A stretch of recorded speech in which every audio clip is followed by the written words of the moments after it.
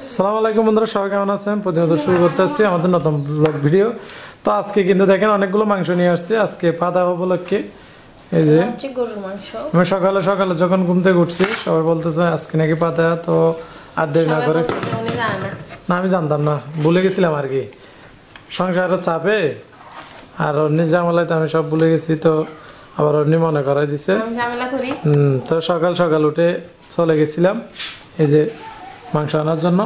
তো আজকে কিন্তু এখানে দুই ধরনের মাংস আসছি, মহিষের মাংস আর এই যে এদিকে গরুর মাংস। দেখেন এই যে অন্য যেটা কাটতেছে এটা হচ্ছে গরুর মাংস আর এদিকে এগুলো হচ্ছে মহিষের। তো কারণ আব্বু গরুর মাংস খাই না, এই জন্য মহিষের মাংস নিয়ে আসছি। এখানে সব মিলিয়ে 4 কেজি মতো, 2 কেজি করে। তো আজকে কিন্তু মাটির চুলায় রান্না হবে সব কিছু, সাথে হয়তো পিঠাও বানাতে পারে। ওই না ওইদিকে মনে হয় কাজ করতেছে পিঠা বানানোর জন্য, মনে হয় ব্লেন্ডারে চাউলগুলো ইয়ে করতেছে।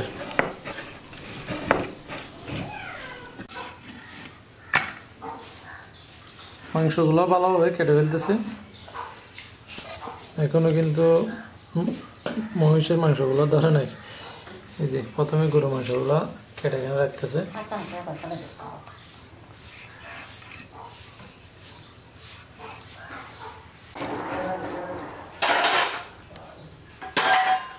আস্তে আস্তে সব কিছু কেটে নিয়ে নিচ্ছে এখানে।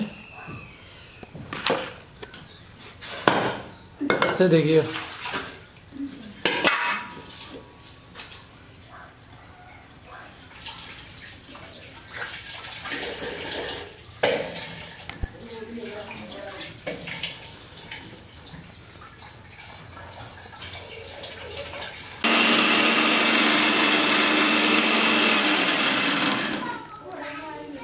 আপনি পেঁয়াজ রসুনগুলা পিষে নিচ্ছে দেখতেছেন মাংস রান্নার জন্য। এই যে একদম ওরে আপনি কিরকম হয়েছে, একদম ইয়ে হয়ে গেছে। আজকে বাজার থেকে কিন্তু অনেকগুলো মাছ কিনে আনলাম। এই যে তরতাজা, এগুলো হচ্ছে যে লবণাক্ত প্রজেক্টের মাছ। দেখেন এখানে আমি 3.5 কেজি নিয়ে আসছি। এই যে দেখেন, এগুলোকে আমাদের এখানে দাদিনা মাছ বলে। তো আপনাদের এখানে কি মাছ বলে কমেন্টে জানাবেন। দেখেন তরতাজা, চোখ একদম জল জল করতেছে। এই যে অন্য পরিষ্কার করে এখানে রাখতেছে দেখেন। এই যে তো আপনাদেরকে তো অবশ্যই দাম বলতে হবে, কারণ আমাদের এখানে কিন্তু মাছ অনেক সস্তায় পাওয়া যায়। তো আপনাদের এখানে কেমন যায় না, যারা আমাদের ভিডিও দেখতেছেন তারা অবশ্যই আমাদেরকে কমেন্টে জানাবেন আপনাদের এখানে কীরকম দাম। এই যে দাদিনা মাছগুলো দেখতেছেন, এই সাইজের মাছগুলো আমার থেকে নিচে 170 টাকা করে। এই যে তো হয়তো যদি দরদাম করতাম আরও 2-10 টাকা কম পাইতাম। তো এমনি 200 টাকা বলছিল, 170 টাকা করে দিছি। দেখেন বা পর যাবে, মাছের উপর পড়বে তুমি।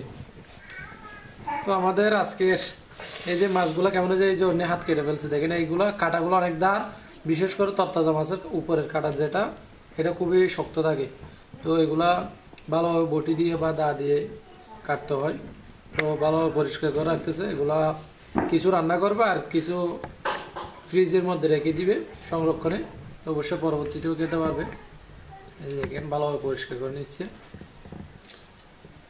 কাটার বাইরের এই যে এগুলো পরিষ্কার করার পর এগুলো ভালোভাবে বাইরে গিয়ে আরো পরিষ্কার করতে হবে অনেক কিছু।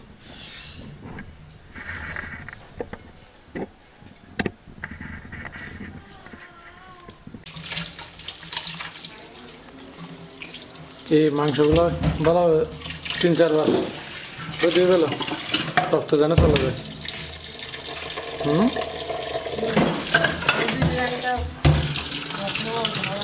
কি বলো?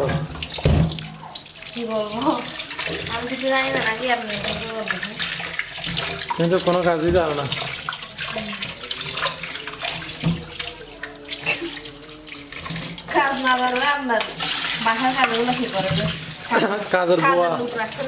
কাজের বউ আছে 3 জন।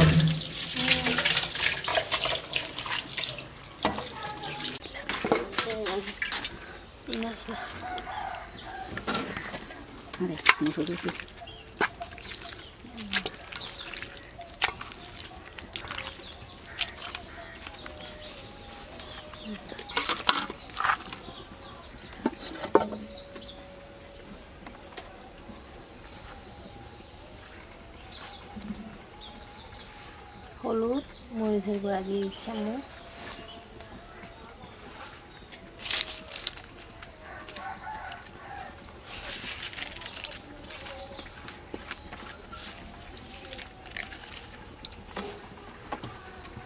ভিডিও হয়েছে না তলো দিন আর দিন না দেখে আর করে মশলা যত বছর এই আদে আনা হতে আর দেওয়া হইল না তো।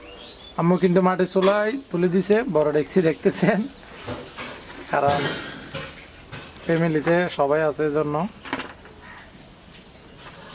তো এর পাশাপাশি কিন্তু এখন রুটি বানাবে।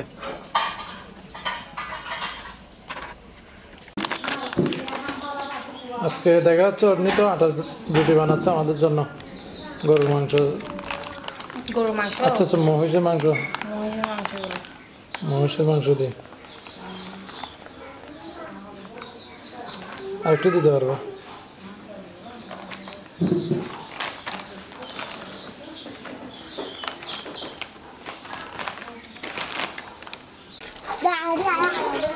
আমরা একটু ভালোভাবে মাংসগুলো একটু নেড়ে চেড়ে দিচ্ছি কষাই ফেলানোর পর।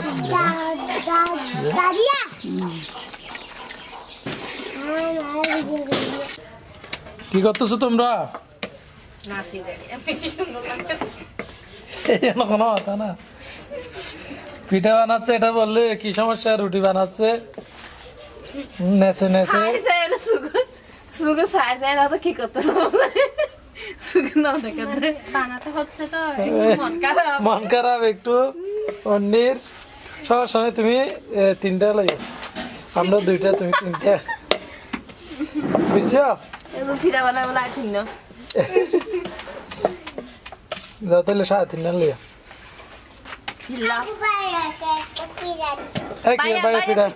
ভাই পিঠা খাইতে পারে না, বাবা হয়েছে যে। আচ্ছা যাই না গুলি এমনি তুই পিঠা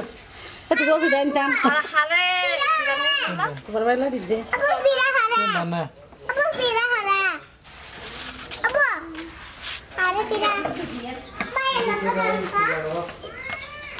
এত গোপাই হলো বাইর লাগে যাতে